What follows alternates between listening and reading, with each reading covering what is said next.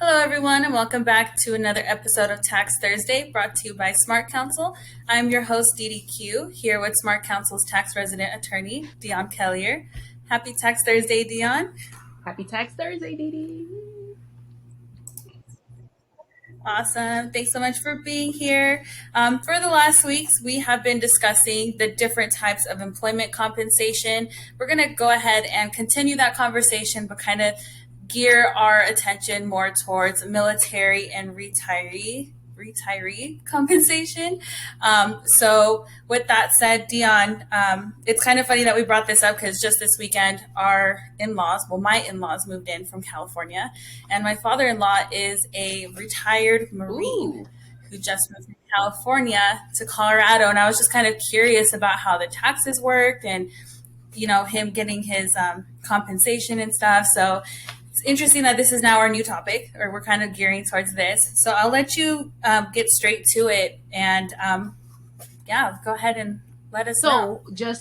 I'm gonna get into it, but a side note. So for your father-in-law that was military, there's this thing called the Aid and Assistance Pension, and what it is, it's for people who served during a time of war. Right? They didn't necessarily have to serve in the war, but all they had to do was serve during that time, and they were honorably discharged. And if they're over the age of 65, them and their surviving spouse are entitled to this Aid and Assistance Pension. It's basically tax-free money if they need care. But we'll talk about that offline. But if anybody wants to know about that, send us a question or anything, and then I'll expand on that further. But it's tax-free money.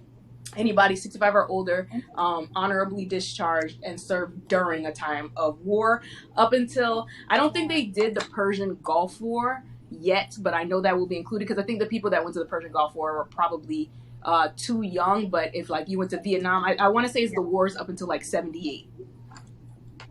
Yeah. Okay. Yeah, no, definitely. And we'll definitely talk a little bit more about that. I have no idea when it comes to military or, any of the service stuff. Even the terminology is goes right over my head. That's what I'm here for. And the Aid and Assistance Pension is it's actually something that I did when I was in Colorado, because I couldn't practice, and the financial planner that I was working with, that's what she did. That was her free service. That was her pro bono give back. And, so I still help people. I actually have one, person that I helped, and she just sent me her dad's pictures from his 102nd birthday party. And so, wow. It was good. So I love her. I love the family. The mom was alive actually when I first met them. It was the mom that reached out to me, and the mom passed away probably in 2018, but they were able to take care of her and then able to take care of the dad, and all this money is it's good stuff. So we'll get into that, but that's tax-free money, but that's a whole other thing. All right, so let's talk about military compensation. So payments you receive as a member of the military are generally taxed as wages, except for your retirement pay, which is taxed as a pension. Allowances generally aren't taxed, and allowances generally aren't taxed. So members of the armed forces receive many different types of pay and allowances, and some are included in gross income while others are not. So we're going to talk about 4. Differential wage payments, military retirement pay, disability, and qualified reservist distribution. So with a differential wage payment, it's any payment made to you by an employer during the time you're performing the service in the uniform. You're performing service in the uniformed services are treated as compensation. So for instance, say you have a job and then you're called to war, and then your job, you're making $100 a month, and then in the military you're making $50 a month. Your job has to pay that other $50 to make it up, so that you still make that $100, so that your family is still in the same position. And I know the reason why this is a law is because, there were so many times that, especially when women could not be in the armed forces, where the men had to leave and the women had to work or be homeless. Right. So, right. Very interesting. And they're just taxed as income. It's just whatever your tax rate is the tax rate. So it's going to fall into that, highest rate 37%, lowest rate 10%, and there's 7 different rates to get there. Then there's So if there's a difference between the two, the employer always has to cover the difference. Yes, the employer always has to cover the difference. If you are in the reserves, your job has to keep your job open, so your employer has to keep your job open if you are in the reserves and you're called to serve.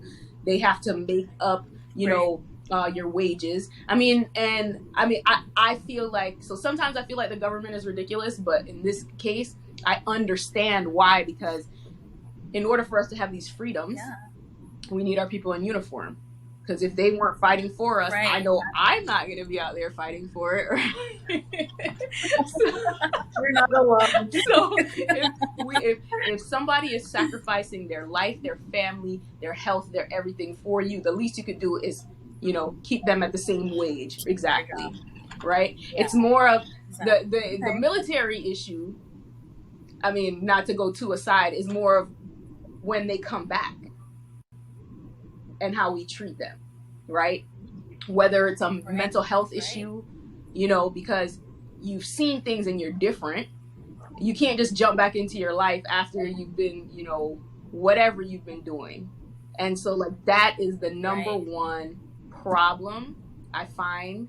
And medication is not always the answer because it doesn't fix the underlying issue. But whatever, let me get off my soapbox. Right. No, for sure. I completely agree with that. All right, so the next thing for military retirement pay. If your retirement pay is based on your age or your length of service, it's taxable and must be included in your income as a pension on your tax form. And don't include in your income the amount of any reduction in retirement or retainer pay to provide a survivor annuity for your spouse. Disability if you're retired on disability. And then the qualified reservist distribution, QRD. If you receive a QRD of all or part of the balance in your health FSA because you're a reservist and you have been ordered or called to duty for a period of 180 days, the QRD is treated as wages and reportable on your Form W-2. Veterans benefits.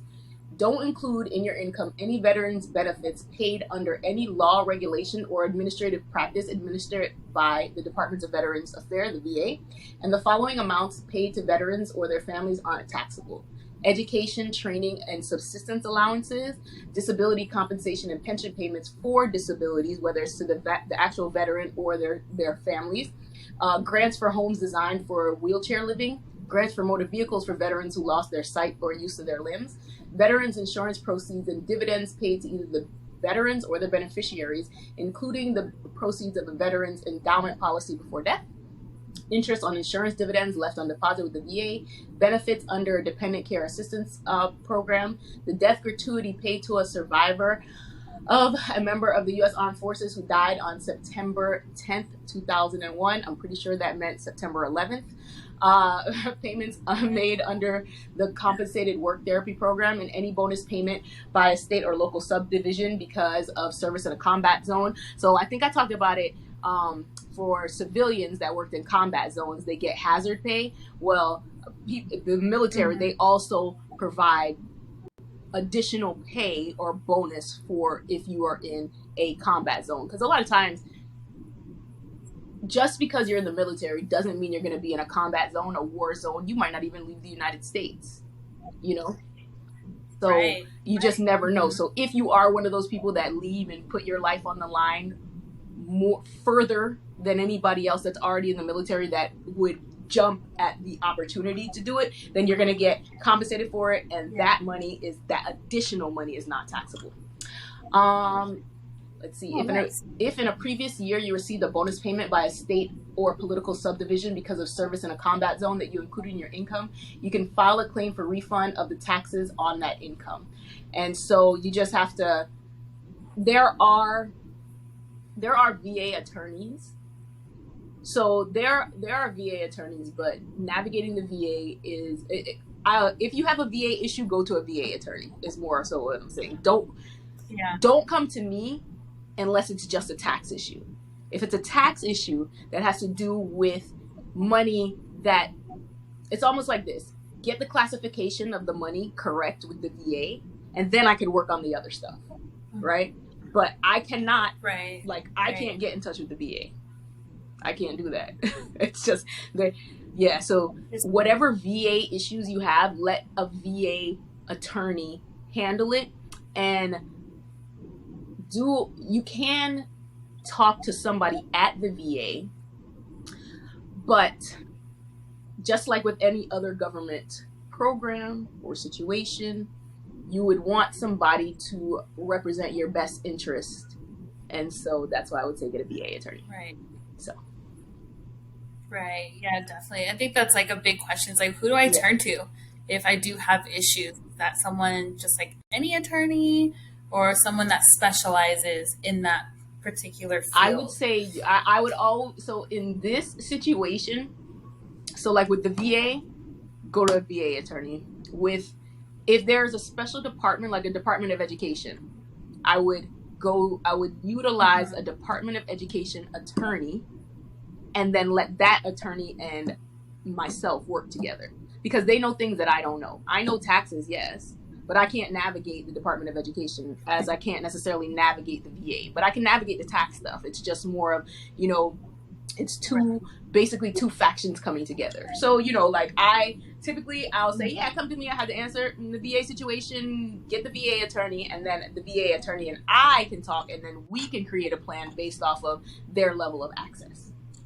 So, okay, let's see what else. The tax treatment. Okay, perfect. Yeah, no problem. Okay, the tax treatment amount you receive as a volunteer is covered, in these discussions. So, Peace Corps. If you are in the Peace Corps, your living allowances you receive as a Peace Corps volunteer or volunteer leader for housing, utilities, household supplies, food, and clothing. If you're in the Peace Corps, anything you receive is exempt for the most part. The following allowances must be included and reported in your taxable income, or reported as wages and included in your taxable income. Allowances paid to your spouse and minor children while you are a volunteer leader while you're in volunteer leader training in the U.S. Living allowances designated by the director of the Peace Corps as basic compensation. These are allowances for personal items such as domestic help, laundry, clothing, maintenance, entertainment and recreation, transportation, and other miscellaneous expenses. So where you live will not be taxable, but everything to maintain that would be taxable. As it's going to be like a fringe benefit, basically. If you're leaving, like a leave allowance, and if you have a readjustment allowance or termination payment. Let's see, if you are a volunteer, if you volunteer in the Volunteer Service to America, you have to include your meal and lodging allowances paid to you in your income as wages. If you are in the National Senior Service Corps program, don't include in your income the amounts you receive for supportive services or reimbursements for out-of-pocket expenses from the following programs: Retired Senior or Volunteer Program, Foster Grandparent Program, or Senior Companion Program. I didn't even know these things existed before I started doing this research, so look into that if you're interested. If you are in the Service Corps of Retired Executives, if you receive amounts for supportive services or reimbursements for out-of-pocket expenses from SCORE, you don't include that in your gross income. If you get volunteer tax counseling, let's see, you could deduct that as a charitable. You could deduct as a charitable contribution your unreimbursed out-of-pocket expenses in taking part in the Volunteer Income Tax Assistance Program, but you don't have to include in your income any reimbursements you receive for transportation, meals, and other expenses that you needed for training. And if you are a volunteer firefighter and emergency medical responder, you do not include in your income the following benefits: rebates or reductions of your property or income taxes you receive because of services performed, payments you receive because of services you perform as a volunteer firefighter or emergency medical responder, up to $50 a month for each service, and the excluded income reduces any related tax contribution or deduction. So it doesn't sound very enticing to be a volunteer firefighter or volunteer emergency medical responder. I mean, for $50, I wouldn't do it, but that's just me.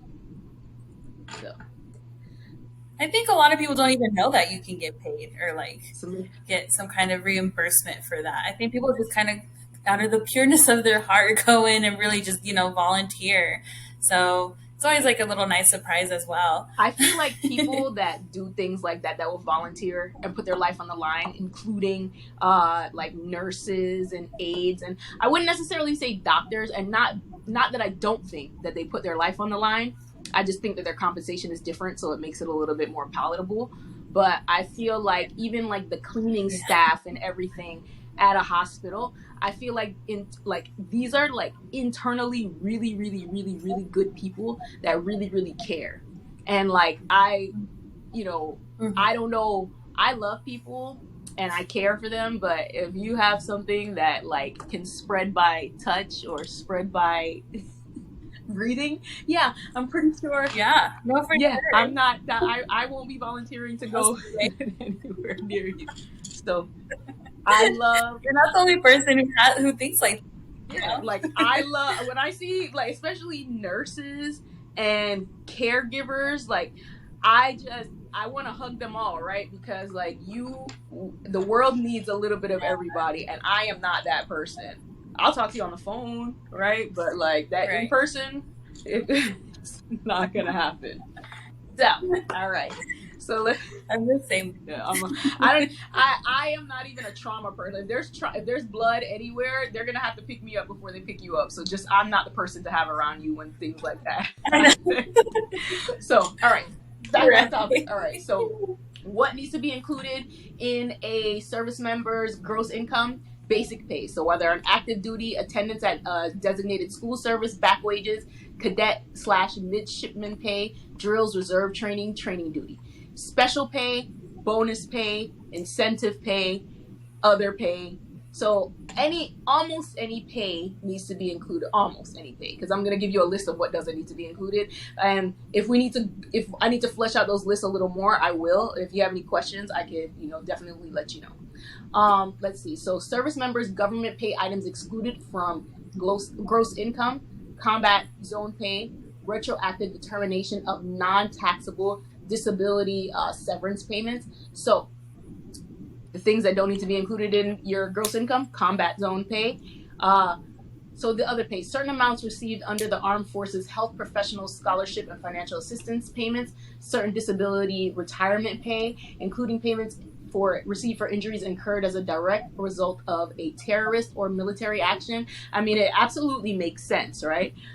Disability severance payments, group term life insurance, professional education, ROTC educational and subsistence allowance, state bonus pay for service in a combat zone, survivor and retirement protection plan premiums, uniform allowances, death allowances, so burial, death gratuity, travel dependents to the burial site, family allowances, so for certain educational expenses for dependents, emergencies, evacuation to a place of safety, separation, basic living allowances, moving allowances, what else?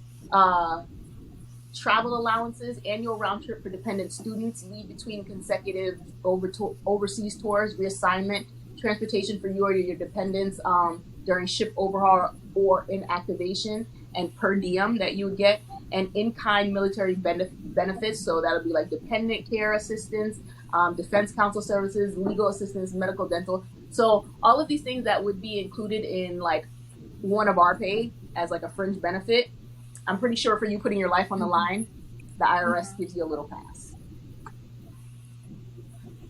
Right. That's good. So death gratuity to a survivor. Any death gratuity paid to a survivor of a member of the armed forces is excluded from the survivor's gross income. Let's see what else. Differential wage payments are taxable. They're not treated as combat zone pay, even if the individual was in the combat zone. So in the example I gave, if the military's paying you, if your job pays you $100, but the military pays you $50, then you go to a combat zone and the military is paying you $50 for being in the combat zone, that $50 is not taxable, but that other $50 that you're getting from your original job, that is taxable, includable in your taxable income. Military base realignment and closure benefits. They're paid under the Homeowners Assistance Program and are generally excluded from your income. And your QRD, the Qualified Reservist Distribution, the portion of your QRD reported by your employer as wages is included in your gross income and it's taxable. So, it's basically, it's holding your job. You're going to get paid and you will have your job when you come back. And if you don't have firing a person, a reservist that goes to fight and then they come back and you fire them is just as bad, if not worse, than firing a pregnant person or firing somebody for their religious beliefs, Like the things that you just right don't do. right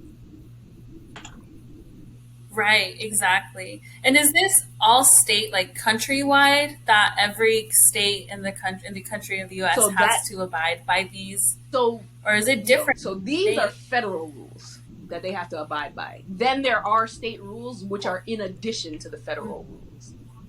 And I Okay, have as, okay, depending on where we get today, I have as a topic possibly next week is how each state taxes military benefits and what they offer and what they don't offer. So I have that. So yeah, yeah, maybe that we'll would do be that. Okay. cool. Let's see. Perfect. Yeah. State bonus. Yeah. So that's the state bonus payments, but that we'll talk about each state, like literally 50. Every state has a different swing on the same idea. Yeah.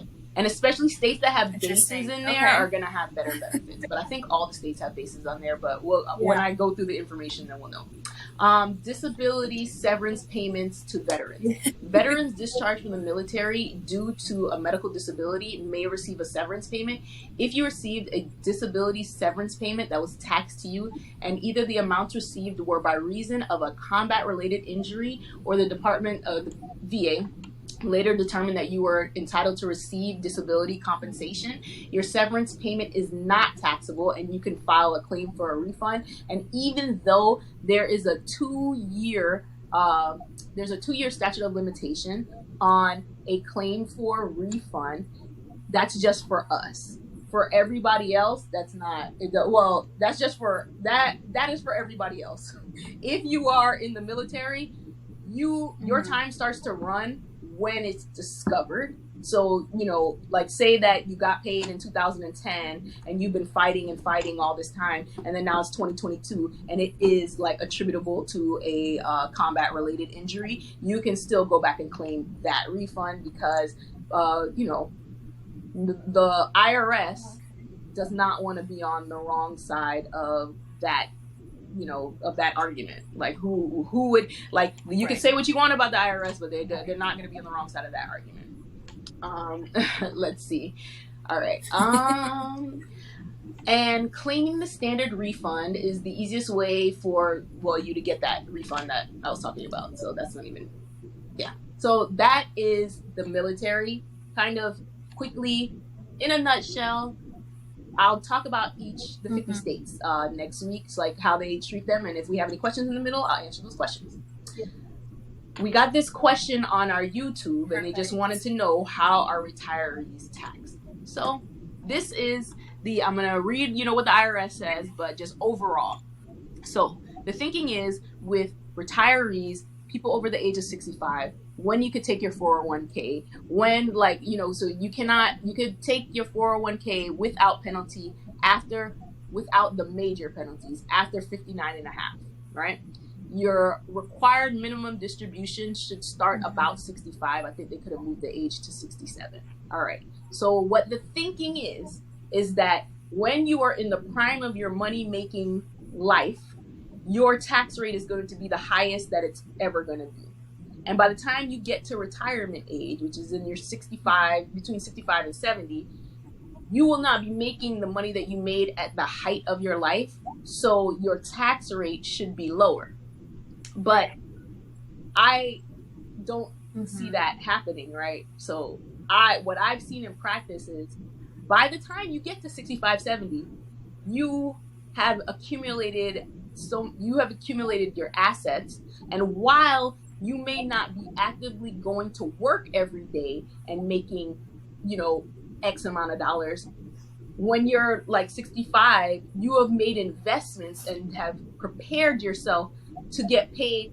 I want to say, if not the same, more than you were getting paid when you were actually working, because you're smarter. You let your money work for you. You don't have to be like, by the time you're 65, you've invested in things. You have a 401k. You have all of these different, avenues of making money, versus like when you're 35, you don't even know what life is going to look like. Right. And so you're just kind of doing your thing, and maybe you're saving money, maybe you're not saving money. So, I do think that, and you get a lot more deductions like given to you when you're older. But I do think that they should change the tax system for people that are over the age of, I would say 60. And I feel like their highest tax rate should be what either the second or third level tax rate is for individuals that are actively working. Because when you get to that age, like I hate to see older people struggling and like having to work. Like if I work at Walmart when I'm like 70, it's because I want to get out of the house and that's what I want to do, not because I won't be able to eat. You know, when I see the little old ladies and they have all that cat food, I'm like, please have a cat. Because a lot of times they had to stop. No, you know what? They had to stop the little old ladies from buying cat food because they were eating it. Yes, they were. Really? It was pretty. I didn't know that. The aging process. If you don't have people that will take care of you and make sure that you're fine, like, you could just really end up in a bad situation. So I say all of that to say, retirees, set up your life in a way that you don't ever have to depend on anybody. In your health insurance, get a long-term care plan. I feel like they're not talked about enough. But if you get a long-term care plan, you don't ever have to depend on your kids taking care of you. You'll have a certain amount that, an aide can come in and take care of you. You can be self-sufficient because, you just never know. So that's my little takeaway. And it's never too early to like and start the earlier planning you that, start, right? Planning for your retirement. Oh no, just planning for your retirement. It's never too early. And the earlier to you start, that. the more, the better at it that you'll be, right? And the more changes that you can make. And if you see, like, if you start at 20 and you see by 40 that your asset that you are investing hasn't even doubled, then probably move it somewhere else. All right? Okay. Who do we plan that with? Is that a tax attorney like yourself? Is that a CPA? Is that a financial planner? You're going to want. So the financial planner that you're going to want is not like the fast talker, right? So I can give you the tax plan. I can say, all right, this is the money that you have. This is what we're going to do with it. We're going to make sure this is where you currently are right now. And this is how we're going to maximize your tax benefits. What the financial planner is going to do is be like, okay, how much money do you want to have when you're retired? Do you want $5,000 a month? Do you want $60,000? Whatever your number is. And then they're going to reverse engineer it, right? So that you can possibly end up with that. So whatever products that they are going to sell to you, that's what a financial planner does. Do we work in tandem? Sometimes, but we should never work against each other, right? So if we're working against each other, then one of us needs to be let go. Right. Yeah, no, for sure. Okay, perfect. I know you said you were going to read something from the IRS, right, with the retiree before we go to our takeaways. Right. So, for the episode. All right. So your tax liability during retirement comes down to a few factors: your filing status, your retirement income sources, and your total annual income. So, up to 85, I'll end it here, and then next week we'll continue with retirees, and then I'll do the 50 state survey. So up to 85% of your Social Security benefits may be taxable depending on your total income and your filing status. So may and must, totally different things. So it may be. Distributions from your 401k and traditional IRA accounts are generally taxable. And the reason why is because you put before tax money into a 401k and a traditional IRA. However, a Roth IRA, that money is tax-free because you're using taxed money and you are investing it in a Roth IRA. The only reason why you would say to yourself, well, then why doesn't everybody do a Roth IRA? Because there's income limitations. So when you get to a certain number, you cannot donate to a Roth IRA. The IRS is like, no. Yeah. And you are responsible for your Social Security and Medicare taxes if you're self-employed, or even if you're self-employed, even when you receive Social Security benefits. And the federal tax code and some state laws provide special benefits for retirees and older taxpayers. Like in Florida, for instance, you get an additional homestead exemption if you are above the age of 65. Yeah. Oh, okay. Yeah, well, we don't Is that have why any a lot of personal people income move down there? tax. Our weather is amazing, although this sun is something different. So, yeah, this sun is something Yeah, different, I but know. I yeah, can only that we imagine. have no personal income tax. I mean, I know that is a big draw because when I look at what people that live in New York City pay, yeah, they make a lot of money, they do, but what they pay in taxes, I don't. Some people don't even make. Right. I California know, is the same right? as well. Isn't That's San California the Diego. same as well? Yeah, exactly. Yeah, I can So yeah, only we'll pick up. imagine. Yeah, we'll pick up here. Let me give my little Awesome. note. Mm-hmm. Cool. Retiree, 50 state military. We'll talk about that a little bit more next episode. And so for this episode, again, we talked about military compensation and retirees a little bit. What would No you say problem. would be our So if you are takeaways in the before we do military, log off? your basic pay, your special pay, your bonus pay, your incentive pay is all included in your taxable income, right? Combat zone pay, death allowances, insurances, family allowances, living allowances, moving allowances, travel allowances. They are not includable in your taxable income. If you are in a combat zone, you get combat pay, and that additional combat pay is tax free. And finally, if you are in a job and you are in the reserves and you get called to serve, your job should be, I want to say better be there, but it should be there. And if it's not, then that's super problematic and you can definitely get that resolved. Exactly. Yeah. Definitely get an attorney. Yeah, That's going to be a litigator. I will not, I'll give you the best recommendation I have. Yeah. Yeah. Right. Right. Exactly. Awesome. Perfect. Well, that was a super fun, interesting topic. I think a lot of people just don't know once again. So thank you so much for your expertise. I'm excited to go deeper into the 50 states since we covered more of the federal, I guess, rules or laws and how each state is different when it comes to the Perfect. military. I am glad. And yes, we'll see what they say. Hopefully no state disappoints me, but we'll see. I know. I will see. There's going to be that one state. Right. Awesome. And thank you everyone for tuning in to another episode of Tax Thursday. Make sure you visit our website at www.smart-counsel.com and that you are following us on all of our platforms. Also, make sure to like this video and subscribe to our YouTube channel so you don't miss out on a future Tax Thursday episode. Until then, we will see you guys next Thursday. Thank you so much, Dionne.